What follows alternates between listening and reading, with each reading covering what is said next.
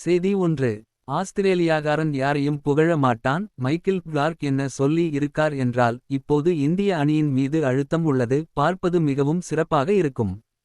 அவர்கள் இன்னும் உலகின் சிறந்த டி20 அணி. திட்டமிடல் நிலைமைகளை அவர்கள் நன்கு அறிவார்கள். ஆம், இறுதிப் போட்டிக்கு வர நான் இன்னும் அவர்களை ஆதரிக்கிறேன் என்று மைக்கேல் கிளார்க் சொல்லி இருக்கார். செய்தி 2. இந்திய அணியின் ஆபத்பாந்தவன் சிவம் துபே. சிவம் துபேயைப் பற்றி அதிகம் பேசப்படுவதில்லை, ஆனால் அவர் பேட்டிங் செய்த விதம் மிகச் சிறப்பானது. கடந்த போட்டியிலும் அவர் சிறப்பாக விளையாடினார், மேலும் ஆசிய கோப்பையிலும் தனது அபாரமான ஆட்டத்தை வெளிப்படுத்தினார். அவரது கிரிக்கெட் பயணத்தை உற்று நோக்கினால், இந்திய அணிக்கு அவர் தேவைப்படும் போதெல்லாம் அவர் பொறுப்பை ஏற்று மிகச் சிறப்பாகச் செயல்படுகிறார் என்று ஹர்பஜன் சிங் புகழ்ந்து இருக்கிறார். செய்தி 3. அக்சர் படேலை ஏன் டீமில் சேர்க்கல என்று விளாசிய அஸ்வின்.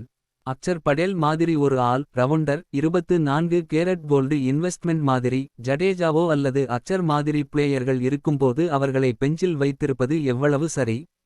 அக்சர் படேலுக்கு இடம் தராததும் அவரை வெளியே அமர வைத்ததும் துரதிர்ஷ்டவசமான முடிவு. யானை தன் தலையில் மண்ணை போட்டுக் கொள்வது போல என்று ரவிச்சந்திரன் அஸ்வின் தனது ஆதங்கத்தை தெரிவித்து இருக்கிறார்.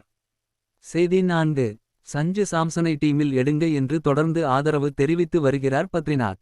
உங்கள் கருத்துக்களை பகிருங்கள்.